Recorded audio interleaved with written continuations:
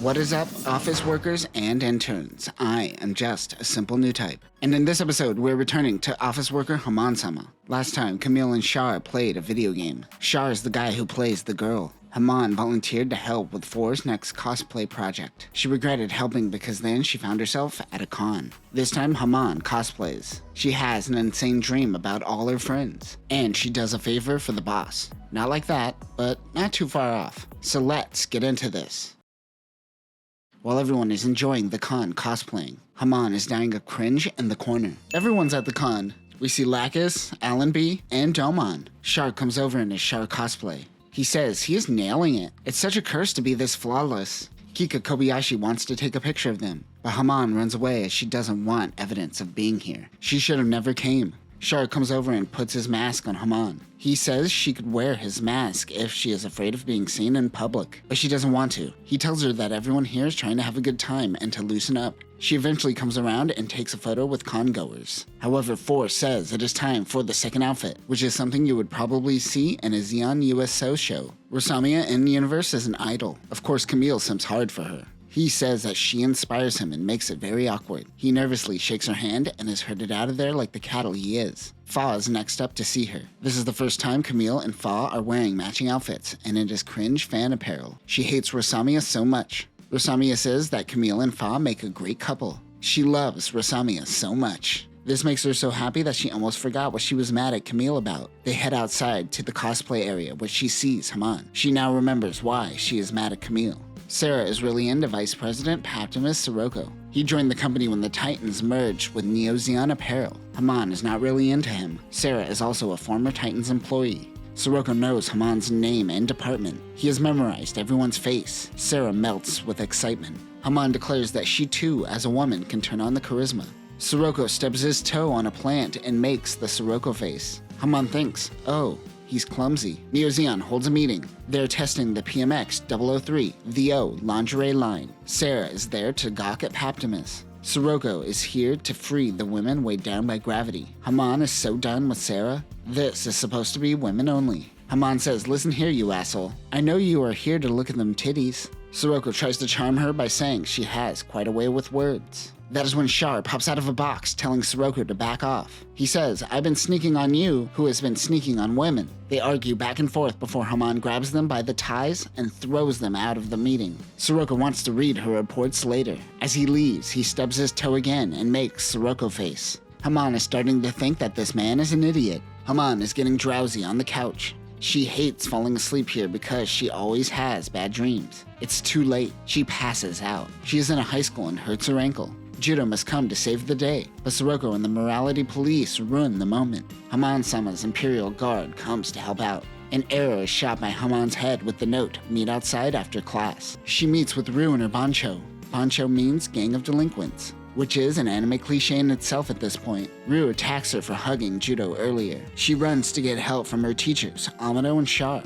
Shar says blame it on the misfortune of your youth. She is all alone. But then Camille comes to save the day with his Rosamia merch. He goes by the Lone Wolf, Iron Fist, Snap Punch, Camille Biden. Camille turns around towards Haman and says that she is his opponent. Before he could go into a long rant, Haman knees him in the gut. In the real world, Haman and Camille are getting lunch together, but Haman is ignoring her. Haman visits Hendrik and Emma. Emma is mad at Henkin. She asked him the trolley question, and Henkin said that he would save Emma over his coworkers. But she says to think of the greater good. You can never win, boys. Henkin says her anger just means that she cares. Emma brings tea and she trips, but Henkin comes to save the day. Haman says that this is everything that she ever wanted. Her maternal instincts are kicking in and she can't handle it. She needs to distract herself with a night out. She hangs out with Rekoa. Haman asks her if she has a boyfriend. She doesn't currently. She is crushed by the weight of being alone. This is making Rekoa think about it, and she begins having her own existential crisis. Later, they are at the bars. Rekoa does what she wants. She doesn't even care about her health. But Kara ditches the girls for her new boyfriend.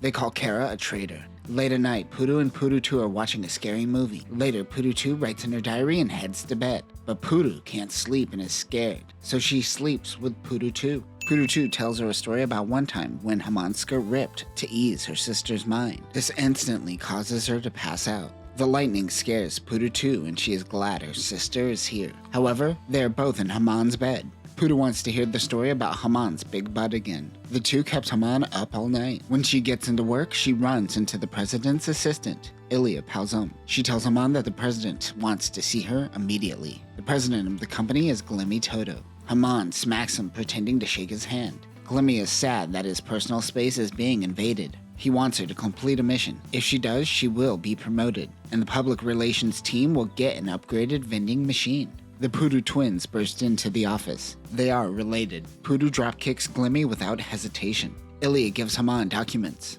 Haman looks at them in shock. When she leaves Glimmy's office, she runs into Rue. She says, "Listen, me and Judo are just friends." Haman wants Rue to go on a group date with her. Glimmy treats everyone to drinks. He toasts to this rigged game. We find out that intel that Glimmy gave Haman was about Rue. Her mission is to set up a group date so Glimmy could get close to Rue. She wonders what Haman got her into. Haman tries to reframe it as a relationship-building exercise between two companies. They play Osagemu, or King's Game. It's essentially a version of Truth or Dare. Ilya is the king. She tells Rue and Glimmy to kiss. Rue tells Haman to not just stand there and help her. She gives Rue the gladiator thumbs up. Good luck. Rue says let's up the game. If Glimmy could outdrink Rue, then he could have more than a kiss. Glimmy accepts. The editorial of this comic says that Rue is a professional and to not try this at home. Glimmy takes one sip and is instantly drunk. He says that he loves Rue before passing out. Rue and Haman have a drink to themselves. Sometime later,